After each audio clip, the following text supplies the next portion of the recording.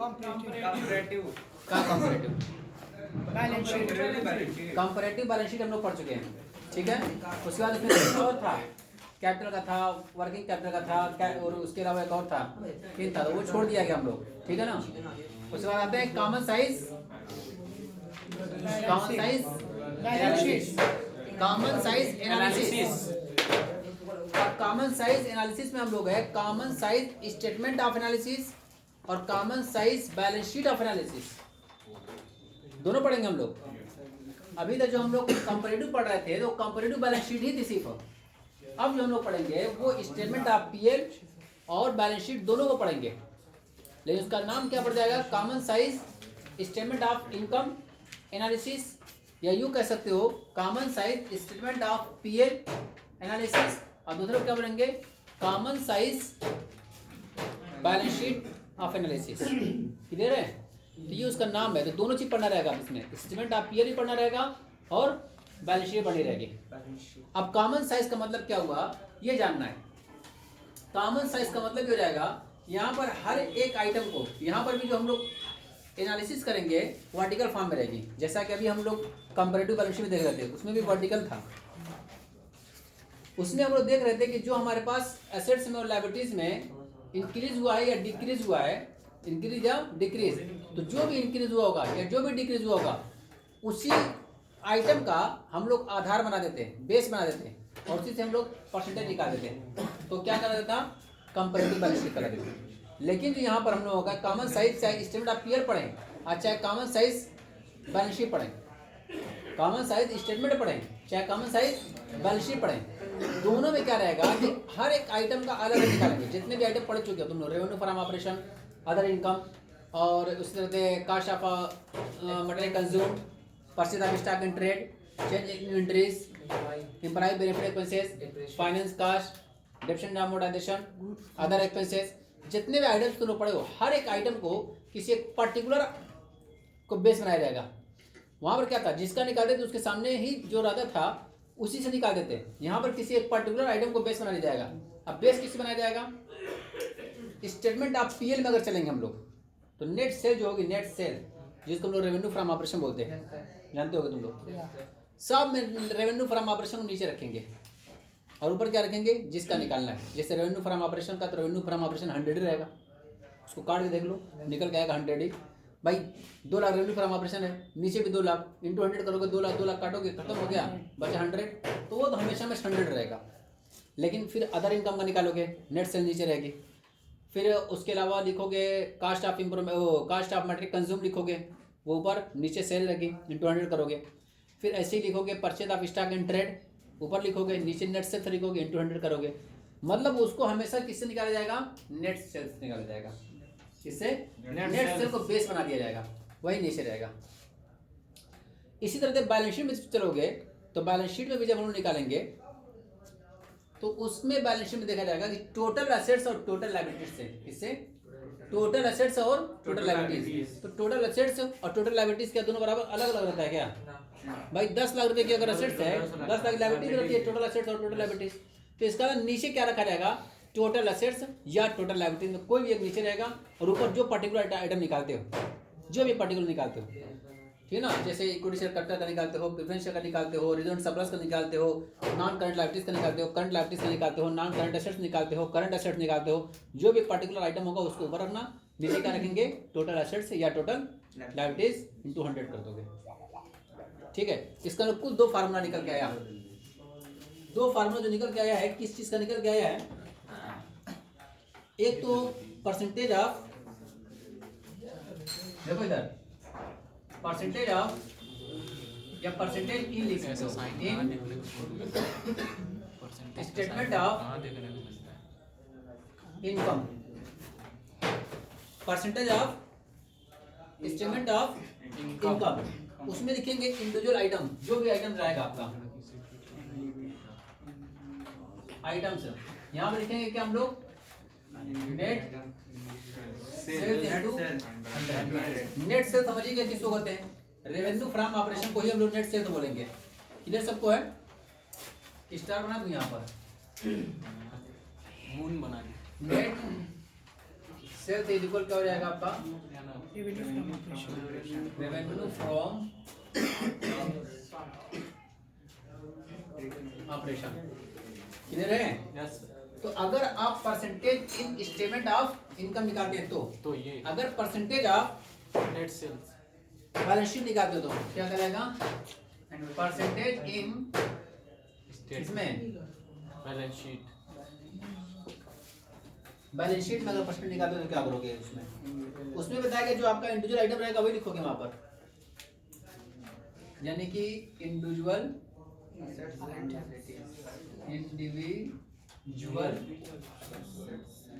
Assets या liabilities divide by total assets या liabilities into 100। तो टोटल एसेट्स लिखो चाहे टोटल लायबिलिटीज लिखो, टोटल एसेट्स लिखो चाहे टोटल लायबिलिटीज लिखो, दोनों तो बराबर ही रहेगा हमेशा। क्लियर है? फॉर्मेट बना के कोई एग्जीम अमाउंट लिख कर दिखा दीजिए। अभी सब दिखाऊंगा, क्या इतना टेंशन नहीं। अभी सिर्फ फार्मूला बता दिए किससे निकाला जाएगा। यस तब तक उसके दिक्कत हो गई टीचर को बता काट अगर आपको और नहीं तो जाओ अब खत्म लुधिया जी ना क्वेश्चन लगा के लेके आना तुम लगा के लेके आना जी जाना सीन सर कहाँ हो कुछ ऐसा यस बताऊंगा मैं सर यस सर लेकिन थोड़ा समझ करो तब यस सर नहीं क्या टेंशन हो गई घर का टेंशन नहीं चाहिए। अरे कभी भी पूछेगा आदमी रात कभी भी पूछो भाई काहे चलो देखें एक बात नहीं का पूछे। अब यहाँ पर हम लोग आते हैं common measurement of size statement of और एनालिसिस, यानी समान माप विवरण या विशेषण क्या होता है उसको पहले लैंग्वेज में समझ लो क्या कहते हैं। देखे सभी लोग, यानी common measurement size statement clear है? किसे कहते हैं? कर वित्तीय विशेषण की यह विधि लंबवत विशेषण यानी वर्टिकल एनालिसिस की एक महत्वपूर्ण विधि है।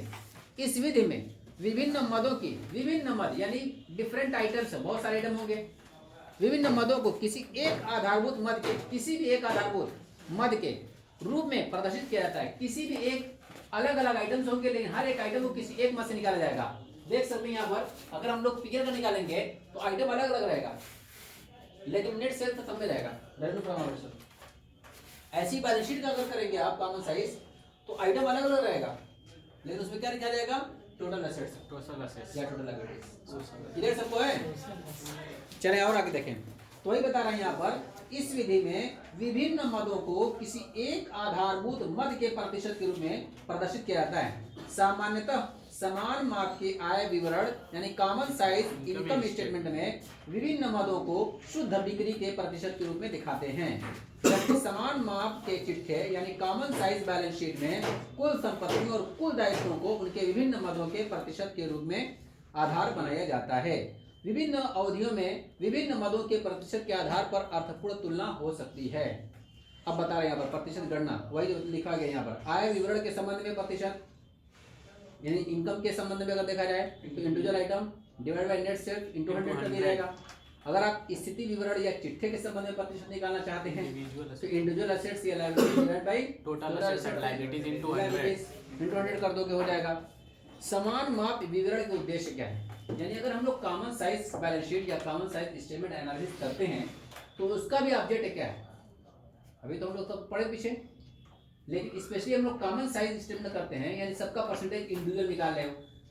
जितना भी हमारे पास स्टेटमेंट ऑफ इनकम है, रेवेन्यू फ्रॉम ऑपरेशन है, अदर इनकम है, cost of improvement, cost of material consumed है, परचेज स्टॉक है, इन्वेंटरीज है, एम्प्लॉय बेनिफिट है, फाइनेंस कास्ट है और डेप्रिसिएशन एंड अमोर्टाइजेशन है, अदर एक्सपेंसेस है, जितने भी आइटम है सब आइटम का अलग अलग परसेंटेज निकाल लो किससे? नेट से। या इसी बैलेंस शीट का अलग अलग आइटम का कि आपके पास शेयर होल्डर फंड है, रिजर्व फंड सरप्लस में आता है, उसके अलावा फिर हमारा नॉन करंट लायबिलिटीज आती है, बहुत सारे उसमें आइटम है, करंट लायबिलिटीज में बहुत सारे आइटम्स हैं, नॉन करंट एसेट्स में भी बहुत सारे आइटम्स अलग अलग आएंगे, फिक्स एसेट्स आएगी, नॉन करंट इन्वेस्टमेंट आएंगे, ये सब आएगा। करंट इन्वेस्टमेंट में करंट इन्वेस्टमेंट आएगा, इन्वेंटरीज आएगी, ट्रेड रिसीवेबल आएगा, कैश एंड कैशमेंट आएगा, सब का अलग अलग निकालते हैं। किससे निकालेंगे? टोटल एसेट्स और टोटल लायबिलिटीज से। तो चाहे स्टेटमेंट ऑफ इनकम हो, चाहे हमारे पास कॉमन साइज बैलेंस शीट हो, सबको हम लोग किसी एक पर्टिकुलर आइटम से परसेंटेज निकालते हैं। तो क्यों निकालते हैं? इससे क्या हमको मिलने वाला है, क्या इसका औचित्य है, क्या इसका मकसद है, क्या इसका उद्देश्य है, तो उसके बारे में बताया जा रहा है। तो कह रहे समान माप विवरण के उद्देश्य, कह रहा है कि वार्षिक लेखों की विभिन्न मदों को शुद्ध अभिक्रय या कुल संपत्तियों अथवा कुल दायित्वों के प्रतिशत के रूप में प्रस्तुत करना। सबसे बताएगा जो भी हमारे पास प्रत्येक वर्ष का हमारे पास डाटा दिया हुआ है, हर एक डाटा को रेवेन्यू ग्राम ऑपरेशन से या टोटल एसेट्स और लायबिलिटी से परसेंटेज निकालना, पहली बात, पहला मकसद।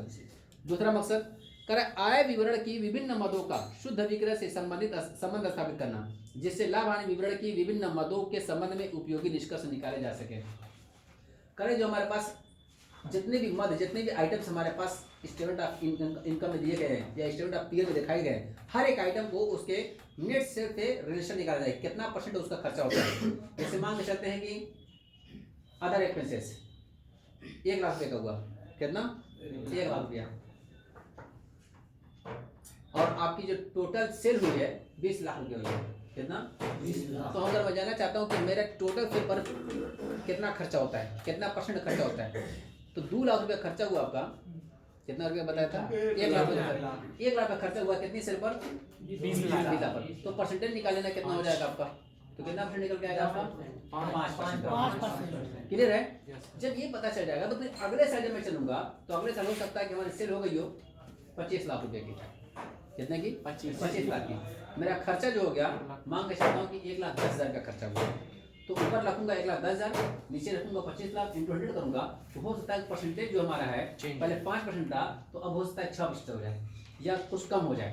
तो मैं निकाल चेक करा दूँ तब समझ में आएगी, ठीक है ना। अभी मैं क्वेश्चन लगाऊंगा पूरा, देखो एक बार मैं लगाया हूँ किसका 1 लाख और 20 लाख 20 लाख इंटू 100 कर दिया हूँ, कितना निकल के आ गया 5%। समझ आ गया सबको। Yes sir. अब एक बार मैं कितना रखता हूँ 1,10,000 का खर्चा रखा हूँ और कितनी से रखा हूँ 25 लाख 25 लाख। ये काटूंगा पीटूंगा, हटाएंगे और इसको काटो, 1100 को 25 से काट दो, देखो तो कितना आया 250 में 250 1100 को 25 से काटो 40 बार में 40 दामे 1000 और 1100 डिवाइड बाय 25 44 पर 44 आएगा 4 हैं,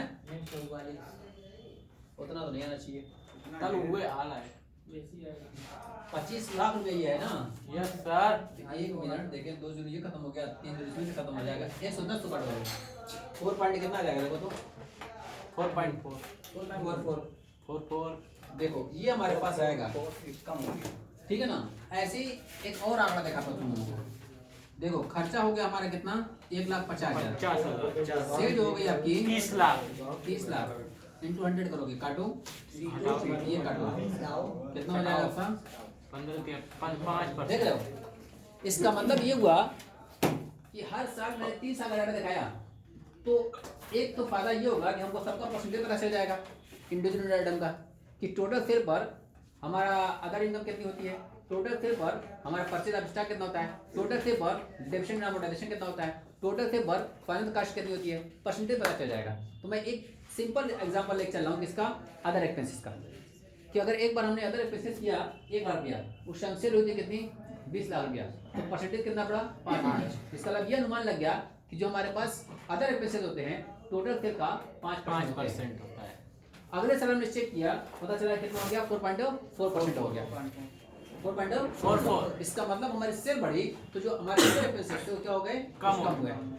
फिर सेल हमने बढ़ाया, खर्चा भी कुछ बढ़ा दिया, देखा कितना परसेंट हो गया 5% हो गया। तो हमको यही कंट्रोल करना है कि किसी भी तरह से हमारे सेल बढ़े और हमारे एक्सपेंसेस क्या होना चाहिए कम होना चाहिए। तो पिछली बार 5 था, फिर 4,44 चला गया, फिर उसके बाद कितना हो गया 5। तो हमको लेके चलना है किसी तरह से 4,44 तो 4,30 आ जाए। तो खर्चों को मेंटेन करने के लिए तो हमको कितना खर्चा गिराना पड़ेगा अदर एक्सपेंसेस का 1,30,000 रुपया करीब समथिंग लेकर आना पड़ेगा। हमको देखना पड़ेगा खर्चा वो फालतू को जो 20 रुपया एक्स्ट्रा चला गया वो कहाँ खर्चा हुआ, उस पर कंट्रोल करने की जरूरत है। इसीलिए देखते हो कि बड़ी बड़ी कंपनियों में जहाँ पर फोटोकॉपी निकालना होता है मशीन उनके पास रखी रहती है, लेकिन अगर कोई एम्प्लॉय सोचे मैं अपने घर का भी 2-4 कागज निकाल लूँ, अलाउ नहीं होता है। कागज बकायदा गिन के दिया जाता है 100 पेज है, इस 100 पेज का कम हिसाब दो कि कब कब कितना कितना फोटोकॉपी की हो, कितना प्रिंट आउट निकालो, क्या क्या किए हो, हिसाब क्यों रखा था है, यही पैसा पाई बचाने के लिए। तो तुम लोगों को लगेगा कि यार 2-4 पेज अगर मैं एक्स्ट्रा निकाल भी लूँगा तो कंपनी कौन डूब जाएगी, लेकिन 4-4 पेज अगर 2-4 निकाल लें तो डेली कितना निकल गया 10-12 पेज निकल गया, अपना फालतू का निकालोगे। और 300 दिन 365 दिन होता है ना, अगर ऑफिस डे हमारा 300 दिन चलता होगा तो 300 दिन में इतने पेज कितने हजार पेज चले गए? 3036 उतने पेज चले जाएंगे, उतने पेज चले जाएंगे। पेज के साथ साथ इंक का भी खर्चा होगा, डिविजन का भी खर्चा होगा, लाइट का। फालतू का लाइटिंग का खर्चा हुआ।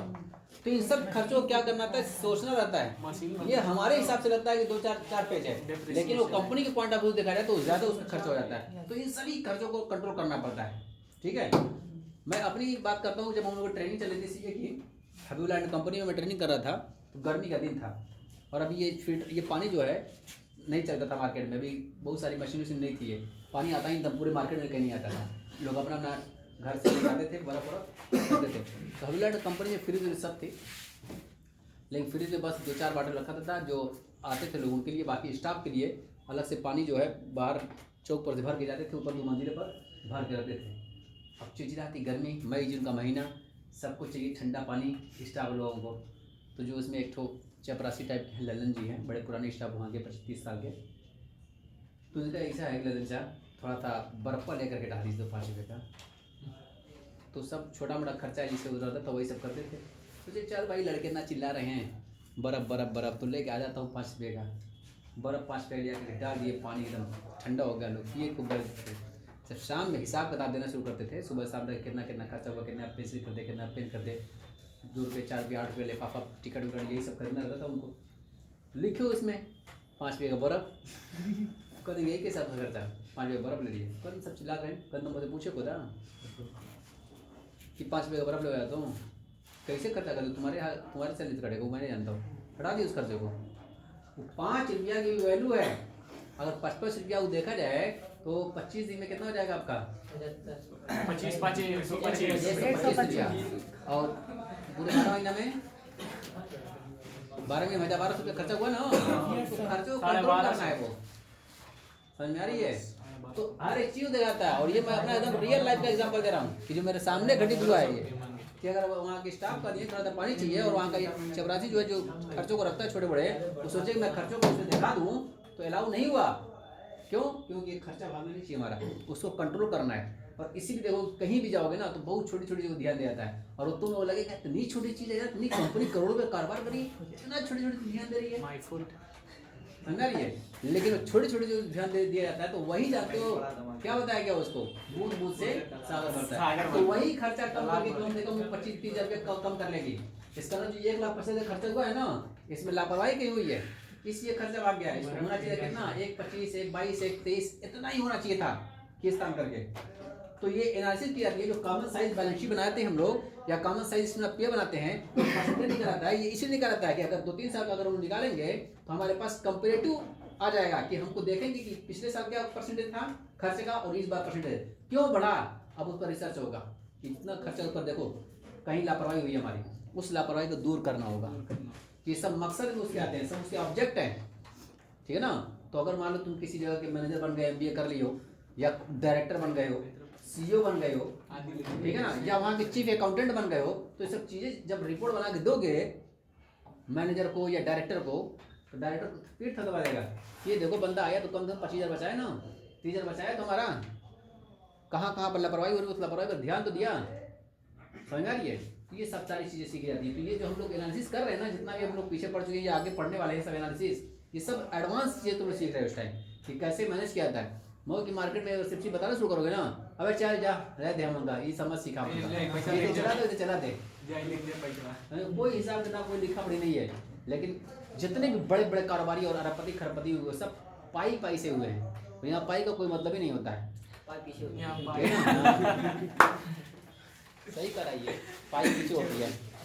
तो देखो पहला उद्देश्य क्या निकल गया था, पहला उद्देश्य निकल गया था वार्षिक लेखों की विभिन्न मदों को शुद्ध विक्रय, कुल संपत्तियां अथवा कुल दायित्वों के प्रतिशत के रूप में प्रस्तुत करना। तो विभिन्न अलग अलग चीजों को क्या किसमें निकालते हैं, पहले परसेंटेज में। दूसरा क्या उद्देश्य निकल गया, आय विवरण की विभिन्न मदों का शुद्ध विक्रय से संबंध स्थापित करना, जिससे लाभ हानि विवरण की विभिन्न मदों के संबंध में उपयोगी निष्कर्ष निकाले जा सके। तीसरा, आर्थिक चिट्ठे के विभिन्न मदों का कुल संपत्ति अथवा कुल दायित्व से संबंध स्थापित करके प्रत्येक मद की भूमिका के संबंध में जानकारी प्राप्त करना। तो जैसे इनकम का निकाल लेते हैं, यहाँ पर आप बता रहे हैं कि असेट्स में, लाइबिलिटीज में अलग अलग लाइबिलिटीज का, अलग अलग असेट्स का, टोटल असेट्स से या टोटल लाइबिलिटीज से परसेंटेज पता करते हैं। उसके बाद फिर बता रहा है विभिन्न मदों की तुलना के लिए एक समान आधार का प्रयोग करना जिससे तुलना सरलता से समझने योग्य बन सके। तो हर साल हम लोग कंपेयर कर सकते हैं सबकी बना करके, बढ़ा घटा, क्यों बढ़ा क्यों घट गया, उस पर एनालिसिस हो सकती है, उस पर रिसर्च हो सकता है, उसके बारे में हम लोग स्टडी कर सकते हैं, ठीक है ना। जहाँ लापरवाही हो लापरवाही को सुधार किया जा सकता है, ये सब चीज़ें होती हैं उसमें। अब आता है यहाँ पर समान माप विवरण का महत्व, यानी जो ये कॉमन साइज स्टेटमेंट बनाते हैं इसका इंपॉर्टेंस क्या है, ठीक है ना। तो बता रहे हैं यहाँ पर समान माप विवरण की मुख्य विशेषता इसकी सरलता और संक्षिप्तता है। कितना सरल और कितना आसान है, देखिए सरल है कि है। जिसका भी निकालना हो उसको ऊपर रखो, किससे, अगर स्टेटमेंट आप पीएल निकाल रहे हो तो नीचे क्या रखोगे, नेट सेल। ऊपर जिसका निकालना रहे, जैसे अदर इनकम निकालना रहे ऊपर रख दो, कॉस्ट ऑफ मटेरियल कंज्यूम ऊपर रख दो, परचेज ऑफ स्टॉक ऊपर रखो, ऐसी चेंज इन इन्वेंटरीज ऊपर रखो, ऐसे एम्प्लॉय बेनिफिट पैसेज ऊपर रखो, फाइनेंस कॉस्ट ऊपर रखो, डेप्रिसिएशन एंड अमोर्टाइजेशन ऊपर रखो, अदर पैसेज ऊपर रखो, नीचे क्या रहेगा, net cell revenue from operation internal करके निकाल दो, निकल के आ जाएगा, ठीक है। और उसमें क्या करते थे, जो इंक्रीज या डिक्रीज होता था तो जो मद रहती थी उसी मद को हम लोग नीचे रखते थे। यहाँ पर किस पर रख रहे हैं, वो मद लिख दे रही है, बल्कि इसमें एक को बेस बना लिया गया है। तो प्रॉफिट लॉस में जो बेस बनाया जाएगा वो होगा रेवेन्यू फ्रॉम ऑपरेशन। अब बैलेंस शीट में जो बेस होगा वो क्या होगा, आपका टोटल एसेट्स और टोटल लायबिलिटीज, ठीक है। तो इंपॉर्टेंस बता रहा है यहाँ पर कि समान माप विवरण की मुख्य विशेषता इसकी सरलता और संक्षिप्तता है। जब व्यवसाय के कार्यकलापों में पर्याप्त उच्चावचन आ रहे हों तो तुलना की दृष्टि से यह विधि विशेष रूप से उपयोगी मानी जाती है। इसके साथ ही आय विवरण और चिट्ठे की विभिन्न मदों की क्रमशः बिक्री एवं कुल योग से निकाले गए प्रतिशतों की तुलना में पूर्व निर्धारित परिमापों से करके महत्वपूर्ण निर्णय लिया जा सकते हैं। इसका मतलब जब बहुत ज़्यादा उतार चढ़ाव होता है तो हम लोग क्या करते हैं, कॉमन साइज एनालिसिस करते हैं। क्या करते हैं, कॉमन साइज एनालिसिस करते हैं, और इसमें कई सालों का हम लोग उच्चावचन जो हुआ है वो पता चल जाता है कितना कितना कितना परसेंटेज था, ठीक है।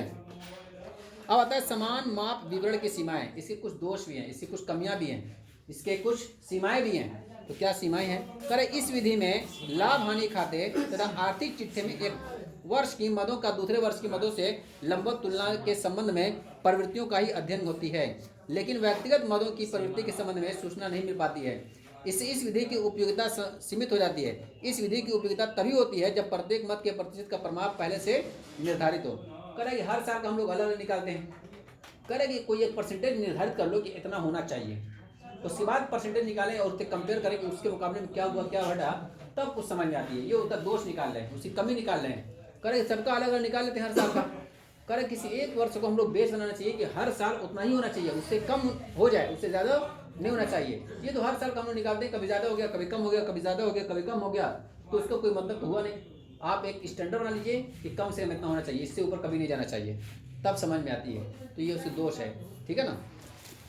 चलो, तो ये सब सारी चीज़ें थी हमारी कॉमन साइज स्टेटमेंट एनालिसिस की। अब कॉमन साइज बैलेंस शीट भी हो सकती है और common size statement of income भी हो सकती है, ये भी हो सकती है, क्लियर है। चलो, अब यहाँ पर एक एग्जांपल दिया हुआ है, तो निकाले सभी लोग इलस्ट्रेशन नंबर 2, इलस्ट्रेशन नंबर 12, 2 नहीं 12 नंबर निकालो, 116। हाँ, लेकिन दिखाऊंगा नहीं इसको, इसमें नहीं दिखाऊंगा। जानते क्यों हैं? क्यों भाई? 2 पेज पर है तो क्या, कोई एक पेज पर आता है तो उनको जो देखेगा तो उसको फोटो खींचे तो अच्छा लगता। चलो देखो, आप खुद नहीं दिखते इसमें। लिखा है यहाँ पर, निम्न आय विवरण को समान आकार के आय विवरण में परिवर्तित करें और 2019-20 की परिसंपत्तियों के संदर्भ में 2021 में हुए परिवर्तन की व्याख्या कीजिए, ठीक है। तो लिखा है कि convert the following income statement into common size income statement and explain the changes in 2020-21 in the light of the condition prevailing in 1920। 2019-20 के अपेक्षा हम लोगों का 2021 में क्या हो गया है उसको कंपेयर करके दिखाना है। हमारे पास 2 तरह का डाटा देखो दिया हुआ है, 19-20 का और 20-21 का, दोनों का निकालेंगे। देखो क्या क्या दिया है, ग्रॉस सेल दिया हुआ है। ग्रॉस सेल्स का मतलब उसमें क्या हो जाएगा, नेट सेल्स निकालना होगा हमको। कहाँ से निकल के आएगी, सेल्स रिटर्न वगैरह लेस कर दिया जाएगा, क्लियर है। तो इसमें आ गया हमारे पास नेट सेल्स भी आ गया, देखो लिखा ना रिटर्न एंड डिस्काउंट। उसके बाद फिर लिखा है कॉस्ट ऑफ सेल भी लिखा हुआ है, घटा दिया गया, तो ग्रॉस प्रॉफिट निकल के आ गई, ठीक है। ग्रॉस प्रॉफिट निकल गया, उसमें फिर ऑपरेटिंग एक्सपेंसेस घटाया, जैसे क्या क्या, सेलिंग एक्सपेंसेस है और एडमिनिस्ट्रेटिव एक्सपेंसेस है, ये सब घटा दिया गया है, ठीक है ना। तो टोटल ऑपरेटिंग एक्सपेंसेस निकल के आ गया। प्रॉफिट निकालोगे, ये जो हमारे पास इनकम आई है 5,900 रुपया ग्रॉस प्रॉफिट, उसमें से ये सब ऑपरेटिंग एक्सपेंसेस 45 रुपये घटा दूंगा तो 45 घटाने के बाद कितनी प्रॉफिट आ गई? 1400 रुपया, ये हमारी नेट प्रॉफिट निकल के आ गई। फिर उसके बाद उसमें अदर इनकम जोड़ दिया गया है 150 रुपया, ठीक है ना। फिर अदर एक्सपेंसेस जोड़ा दिया गया 200 रुपया, नेट हमारे पास प्रॉफिट कितनी आ गई? 50 रुपया। तो ये जो हम लोग लगाने का तरीका जो पढ़ा गया है उस साथ नहीं दिया हुआ है। ये पहले क्या किया है, नेट से निकाला, फिर ग्रॉस प्रॉफिट निकाला है, उसके बाद फिर एक्सपेंसेस घटा दिया गया है, फिर अदर इनकम यानी इनडायरेक्ट इनकम को जोड़ा है, फिर इनडायरेक्ट एक्सपेंसेस को घटाया है, इस तरह से निकाला हुआ है। तो मिला जुला करके चीज़ निकालने का तरीका अलग अलग है। जो तरीका तुम लोग पढ़ के आए हो बिल्कुल उस तरीके पर नहीं दिखाया गया है, ठीक है ना। लेकिन इतना समझ में आ गया ना कि ऐसे भी निकाला जा सकता है। लेकिन ये प्रोफार्मा जो दिया हुआ है ये कंपनीज एक्ट का शेड्यूल 3 में नहीं दिया हुआ है। उसका प्रोफार्मा तुम लोग जानते हो कैसे रहेगा, जो अभी बार बार हम लोग रीडिंग कर रहे हैं या उसको बार बार पढ़ रहा हूँ वही है, ठीक है ना। चलो, तो इसमें अब हम लोगों को निकालना होगा, सबका अलग अलग निकालोगे और जो तरीका है उसके हिसाब से निकाल सकते हो। सेलिंग एक्सपेंसेस, एडमिनिस्ट्रेटिव एक्सपेंसेस, जितना दिया हुआ अदर इनकम और अदर एक्सपेंसेस का सब का दिया हुआ है, सब निकाल सकते हो। तो इसी क्वेश्चन को दिखाते हैं, इसके बाद वाला तो है, मुराद पूरी हो जाए। हाँ, इसके बाद वाला तो है ना, इसके बाद वाला क्वेश्चन उसके अनुसार है। हाँ तो अच्छी बात है ना। वो वाला लगा दीजिए। ए अनस, मुराद अधूरी है तो मीफक यहाँ पर ना जी, उसके बाद ही का लगाया जा सकता है, कोई भी लगा सकते हैं। उसी प्रोफार्मे पर हम लोग का इलेक्शन नंबर 13 है, इसी को लगा दें। तो सही लगे नहीं बताओ क्या ऑप्शन वास। लगा दिया। चलो यही देख लो, 13 नंबर देख लो, इलेक्शन नंबर 13 ये पूरा भी है। देखो बाबू 13 नंबर आ रहा है का? हाँ जी, इलेक्शन नंबर 13 निकाले सभी लोग। यस सर, निकल गया। यस हो 13 नंबर निकल गया सबका? Yes sir. चलो मैं उसको पढ़ रहा हूँ, उसको देखें। नए प्रोफार्मे पर हम लोगों का है, तो इसमें लिखा है निम्न सूचनाओं से 31 मार्च 2021 को समाप्त होने वाले वर्ष के लिए समान माप का आय विवरण तैयार कीजिए। यानी कॉमन साइज स्टेटमेंट तैयार करना है, कॉमन साइज स्टेटमेंट तैयार करना है। इसमें क्या दिया हुआ है देखो, 31 मार्च 2020 का और 31 मार्च 2021 का डाटा दिया हुआ है। रेवेन्यू फॉर्म ऑपरेशन है, कॉस्ट ऑफ मटेरियल कंज्यूम्ड है, एम्प्लॉय बेनिफिट एक्सपेंसेस है, फाइनल कॉस्ट है और डेप्रिसिएशन दिया हुआ है, टैक्स 25% लिखा हुआ है, ठीक है ना। बस इतनी बात हम लोगों के पास दी हुई है। तो इसमें करना क्या होगा कि सबसे पहले इसमें जैसे तुम लोग बनाते हो प्रॉफिट लॉस अकाउंट जो तो जैसे बनाते हो वैसे बनाया जाएगा इसको, ठीक है। चलो देखें, यहीं पर हम लोग बनाएंगे। बड़ी खड़ी हुई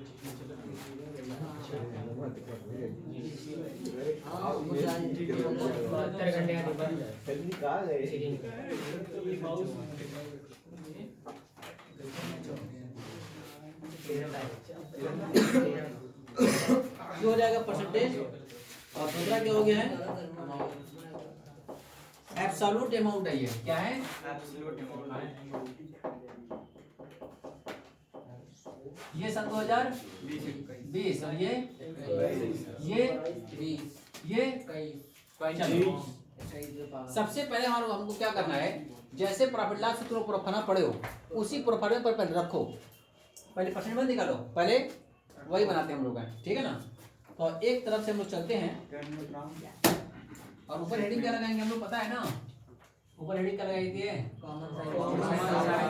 common size statement of income. Income है ये, और वही बैलेंस शीट रहेगी तो कॉमन साइज बैलेंस शीट, ठीक है ना। उसको इनकम को हम लोग क्या बोलते हैं बताएगा, तो उसी ने बताया था कि उसको स्टेटमेंट ऑफ इनकम भी कह सकते हो या उसको स्टेटमेंट ऑफ पीएल भी कह सकते हो, उसको सिर्फ इनकम स्टेटमेंट ही बोल सकते हो। तो ये सब नाम उसी टाइम बताया गया था, ठीक है ना। जैसे हम लोग घर पे रहते हैं गुड्डू पप्पू, वही समीउल्ला भी होता है, वही रहमान भी होता है। कितने लोगों का नाम जब पता चलता है जब उसका निकाह होता है तब, और उन्हीं में कितने लोग का था जो वो इंतकाल होता है तब पता चलता है, मस्जिद में बोलते हैं इनका इंतकाल तब पूछते हैं कि कौन ये था, ठीक है। हाँ तब पता चलता है फलाना का दादा रहे। इधर देखो लिखा है यहाँ पर रेवेन्यू फ्रॉम रामानुजन। चलो बातें बंद करो सब लोग। अब एक तरफ से आते हैं रेवेन्यू फ्रॉम ऑपरेशन 25,000 और 40,000। इधर देखें 25,000 और 40,000। कोई इनकम नहीं है अब, इसके अलावा अदर इनकम कुछ नहीं है। अब एक्सपेंसेस चालू हो गए। कॉस्ट ऑफ मटेरियल कंज्यूम्ड लिखेंगे यहाँ पर, कॉस्ट ऑफ मटेरियल कंज्यूम्ड कितने रुपया? ये है आपका 10,000 15,000 रुपया। उसके बाद फिर आता है एम्प्लॉय बेनिफिट एक्सपेंसेस। तो एम्प्लॉय बेनिफिट एक्सपेंसेस कितना? 6,000 10,000 रुपया। उसके बाद फाइनेंस कास्ट दिया हुआ है, फिनांस कास्ट कितना? 2,000। अच्छा फाइनेंस कास्ट हमेशा 2,000 है। उसके बाद डेप्रिसिएशन दिया हुआ है आपका 3,000 5,000 ये है 3,000 और 5। बस इतना ही है। टैक्स देखो 10,000 6,000 2,000 कितना हो गया आपका? 16 2 21,000। यहाँ पर देखो 35 27 5 32 टैक्स 32 ठीक है। Profit after tax before tax. Profit before tax. देखो एक्सेप्शनल आइटम है नहीं, एक्स्ट्रा ऑर्डिनरी आइटम है नहीं, इसे डायरेक्ट तो क्या लिखता हूँ? Profit before tax. नहीं तो सही नाम क्या है पूरा?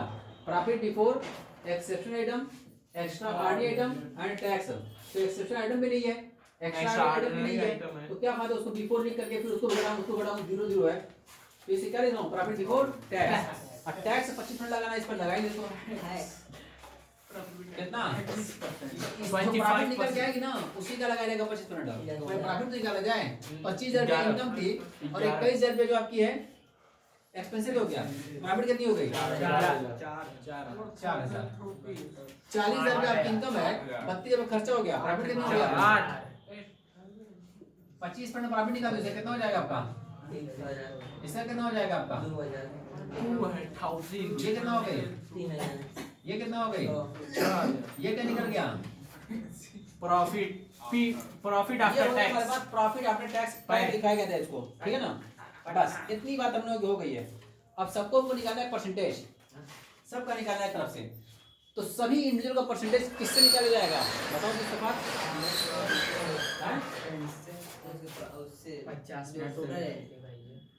टोटल थे निकाल दें। नेट सेल्स दे किससे निकाला जाएगा? From operation. अभी फार्मूला यहाँ पर नोट मौजूद है हमारे पास। जब स्टेटमेंट निकालेगा नेट सेल्स निकाल जाएगा सबका। अब इसका निकालो तो देखो 25,000 रुपया हमारे पास सेल है, 25,000 ऊपर रखोगे, नेट सेल कितना? 25,000 इंटू 100 करोगे, उसका कितना रहेगा? मतलब उसका तो हमेशा 100 रहेगा, उसको निकालने की जरूरत ही नहीं है। 100% दोनों का 40,000 ऊपर रखोगे, 40,000 नीचे रखोगे, इंटू 100 करोगे, कट जाएगा। मतलब जब सेल निकालना है तो सेल तो वही में रहेगी, ऊपर रखो नीचे रखो इंटू 100 कर दो, क्लियर है? हाँ, और बाकी के सब निकाला जाएगा। इसको निकालते हैं, देखो कॉमन ये कम करो, कॉस्ट ऑफ मटेरियल कंज्यूम 10,000 रुपया है। तो जब इसको रखेंगे तो क्या रखेंगे?